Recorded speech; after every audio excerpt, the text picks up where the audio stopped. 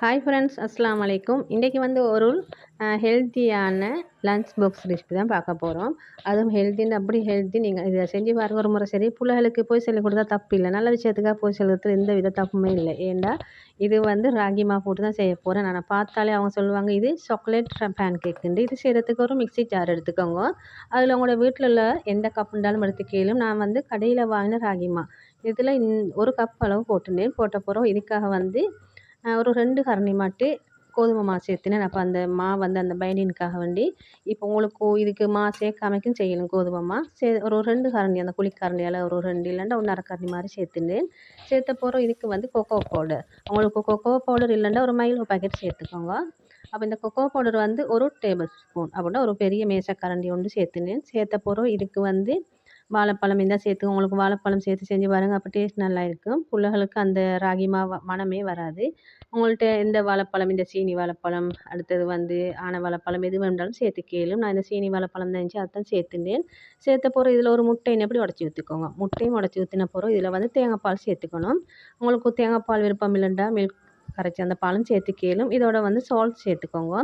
Vanilla வந்து ஒரு 1/4 teaspoon மாதிரி சேர்த்துக்கணும். உங்களுக்கு இன்னும் இனிப்பு வேணும்னா ஒரு 3-4 கரண்டி சீனி சேர்த்துக்கலும். சேர்த்து வந்து இதை நல்லா அடிச்செடுத்துக்கணும். மிக்சியில் அடிச்செடுக்கிற டைமுக்கு உங்களுக்கு அந்த பால் போதாண்டா உங்களுக்கு இன்னும் தண்ணி சேர்த்து நல்லா அடிச்செடுத்துக்கோங்க. அடித்து எப்படி கிருமியான டெக்ஸ்சருக்கு வரணும். இதை வந்து ஒரு பவுலுக்கு மாற்றிக்கோங்க. இப்போ நான் காட்டுற மாதிரி இந்த அளவில் வந்துட்டால் சரி.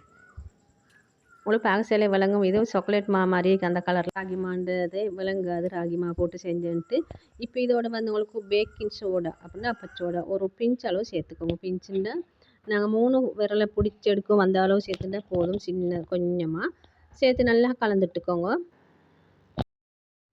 நீங்கள் பேக்கிங் சோடா சேர்த்த உடனே செய்ய வேணாம். ஒரு 5 நிமிஷம் மாதிரி அப்படி வச்சுட்டு இதை செஞ்சுடுங்க. இப்போ இதுக்காக வேண்டி ஒரு தோசைக்கல் எடுத்துக்கலும், இல்லாட்டி இப்படி ஒரு ஃபேன் மாதிரி எடுத்துக்கலும். எடுத்த பிறகு கொஞ்சம் போல் பட்டர் தடவிக்கோங்க. அந்த பட்டர் நல்லா மெல்ட் ஆகி வரட்டும்.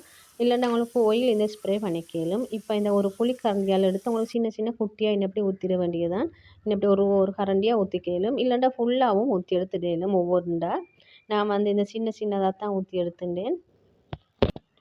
ஒரு பக்கம் வந்து வரசில் உங்களுக்கு விளங்கும். அந்த கலர் மாறி வரசில் நீங்கள் இதை எப்படி மறுபக்கம் எப்படி திருப்பி போட்டுக்கோங்க. போட்ட பிறகு அந்த பக்கம் வெந்த பிறகு உங்களுக்கு இதை இறக்கிக்கலும்.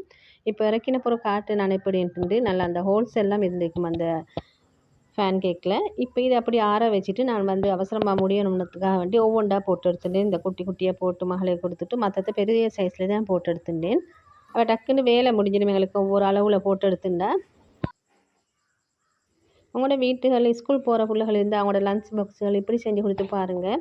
உண்மையில் சந்தோஷப்படுவாங்க. ஏன்டா எப்போதும் ஒரே மாதிரி செய்யாமல் வித்தியாசமான முறையில் ஒரு நாள் சரி இப்படி செஞ்சு கொடுத்து பாருங்கள். டேஸ்ட்டு நல்லா இருக்கும். அவங்க விரும்பி சாப்பிடுவாங்க. எங்களுக்கு வேணும் பிள்ளைகள் எப்படி சரி சாப்பிட்டுணும், அதுவும் வந்து ஹெல்த்தியாக இருக்கணும் அப்படித்தானே.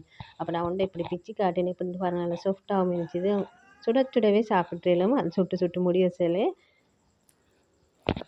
உங்களுக்கு இது லஞ்ச் பாக்ஸுகளுக்கு மட்டுமே இல்லை, ஈவினிங் டைம்களுக்கு டீ பிளேண்டுகளோடையும் சேர்த்து சாப்பிட்றதுக்கு நல்லா இருக்கும். எப்படி இருந்தாலும் நாங்கள் கடைகளில் தான் பிஸ்கெட் அதிகம் வாங்கி சாப்பிடுவோம். அது போல் இல்லாமல் அப்படி சாப்பிடாமக்கு இப்படியும் செஞ்சு சாப்பிட்டு பாருங்கள், நல்லா இருக்கும். இதோட வந்து தேன் சேர்த்து சாப்பிடலும், இல்லைன்னா சாக்லேட் சிரப்ஸ் ஊற்றி, இல்லைன்னா உங்களுக்கு ஒன்றும் தேவையில்லை வாழைப்பழத்தோடையும் சேர்த்து சாப்பிடலும் நல்லா இருக்கும். டேஸ்ட்டும் அப்படி இருக்கும். சுவையாகவும் இருக்கும், நல்லாவும் இருக்கும், ஆரோக்கியமாகவும் இருக்கும். வீட்டில் செஞ்சதுனால நீங்களும் இன்ஷால்லா ட்ரை பண்ணி பாருங்கள்.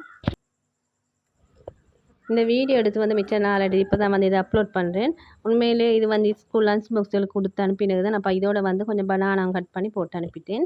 இப்போ இது வந்து நீங்கள் பார்க்க செல்லவங்களுக்கும் வாயூராய்க்கும் நீங்களும் இதே போல் செஞ்சு பாருங்கள், நல்லா இருக்கும். அதுவும் வந்து ஹெல்த்தின்னு அதில் ராகி வாழைப்பழம் எல்லாம் சேர்த்து செஞ்சதால் உங்களுக்கு சீனி ஒயிட் சுகர் பதிலாக அதில் ப்ரௌன் சுகர் சேர்த்து செஞ்சு பாருங்கள். இன்னும் கொஞ்சம் ஹெல்த்தியாக இருக்கும்.